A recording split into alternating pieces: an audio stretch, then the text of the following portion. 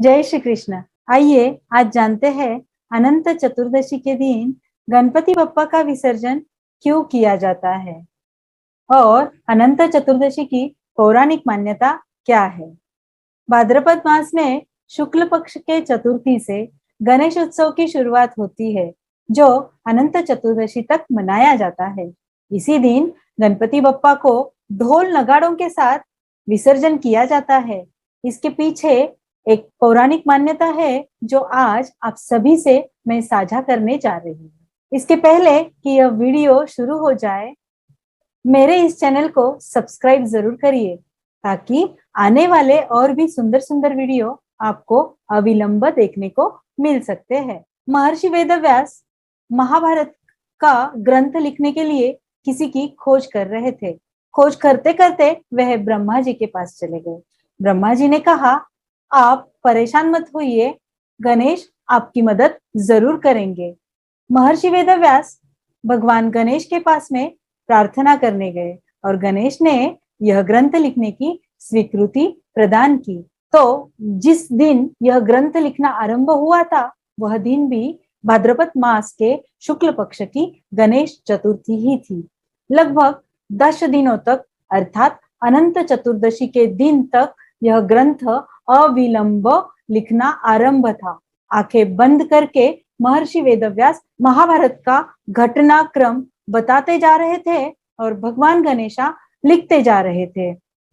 जैसे ही ग्रंथ संपूर्ण हो गया तो महर्षि वेदव्यास ने अपनी आंखें खोली और देखा कि भगवान गणेशा एक जगह पर बैठकर यह कंटिन्यू 10 दिन से लिख रहे थे, इसलिए उनके शरीर का तापमान बहुत बढ़ गया है। तुरंत उन्होंने कच्ची मिट्टी का लेप भगवान गणेशा पर किया और वह सूखने के पश्चात नदी में बहते पानी में गणेशा को डुबकी लगाने के लिए कह दिया और हरियाली और लाल जासवंत के फूल चढ़ाकर नित्य नए भोग लगाकर गणपति बप्पा का आगमन करके विसर्जन करने की पद्धति तभी से शुरू हो गई थी। कच्चे मिट्टी से बने गणेश को अपने घर में गणेश चतुर्थी के दिन स्थापित करके हरियाली चढ़ाकर लाल जासवंत का फूल भी चढ़ाया जाता है और नित्य नए मोदक का भोग लगाकर स्वयं भी प्रसाद के रूप में खाने की प्रथा प्रचलित हुई है। और 10 दिनों पश्चात अर्थात अनंत चतुर्दशी के दिन बहते पानी में इस मिट्टी के बने गणेशा का विसर्जन करने की पद्धति प्रचलित हो गई थी और गणपति बप्पा का सामूहिक एकत्रीकरण और सामूहिक उत्सव के रूप में मनाने की पद्धति हमारे स्वातंत्र्य सैनिक लोकमान्य बाल गंगाधर तिलक ने 18वें शतक में शुरू की थी, जिससे स्वतंत्रता के मूवमेंट्स में लोगों का एकत्रीकरण हो और आपस में विचार विनिमय हो के आगे कैसे हमें आजादी मिलने के लिए क्या किया जाए, इस पर चर्चा करने के लिए यह सामूहिक उत्सव के रूप में मनाने की पद्धति लोकमान्य तिलक ने अपने काल से ही शुरू की थी। इस विसर्जन की प्रक्रिया से हमें यह सीख मिलती है कि ग्लोबल युग में श्रद्धा का क्या मोल है। सब कुछ आता है तो सब कुछ जाता भी है। गणपति बप्पा मोरया, पुढच्या वर्षी लवकर या।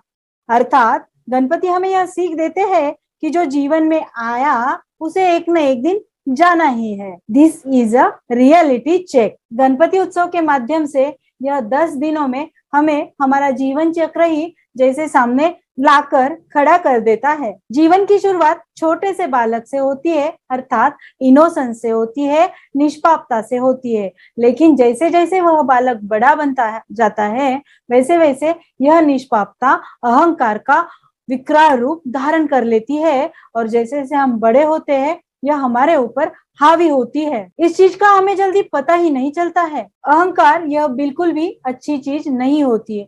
एक न एक दिन हर इंसान को जाना ही है।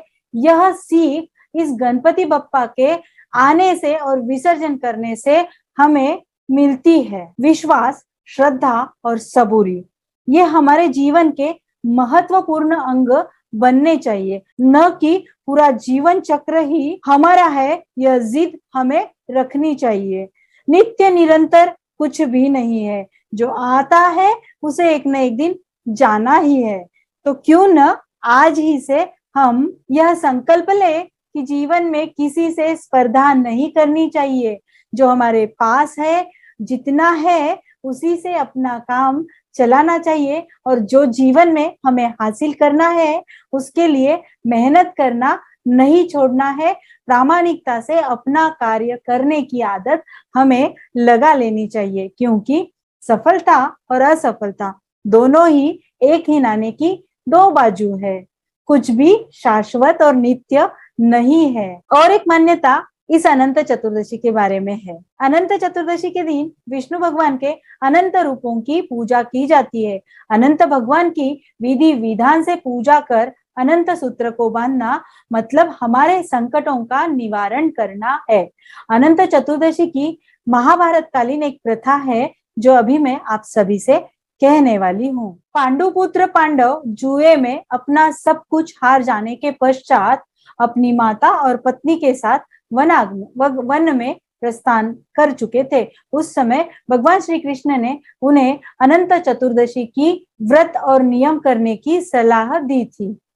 यह व्रत और विधि किस प्रकार की जाती है, यह शॉर्ट में मैं आप सबके सामने बताने जा रही हूँ।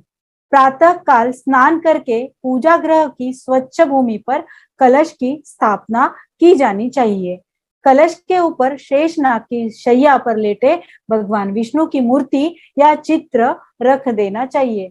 उसके समक्ष 14 ग्रंथियों वाला मतलब 14 गांठे वाला सूत्र यानी धागा रखना चाहिए। उसके बाद ओम अनंताय नमः मंत्र से भगवान विष्णु की और अनंत सूत्र की षोडशोपचार पूजा करनी चाहिए। पूजन उपरांत अनंत सूत्र का मंत्र पढ़कर वह अनंत सूत्र अपने हाथ में और अपने घर वालों के हाथ में बांध लेना चाहिए।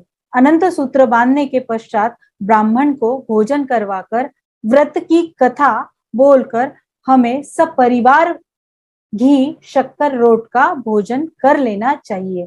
पांडवों ने द्रौपदी के साथ मिलकर यह व्रत 14 वर्षों तक विधि पूर्वक किया था।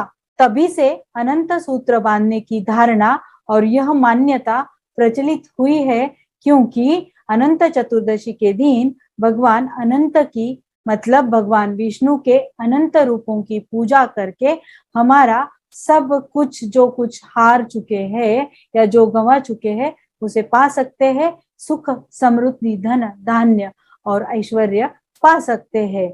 इसीलिए तभी से अनंत चतुर्दशी का त्योहार मनाते हैं। यह वीडियो यदि आपको अच्छा लगे तो लाइक एंड कमेंट करना तो बनता ही है। जय श्री कृष्ण।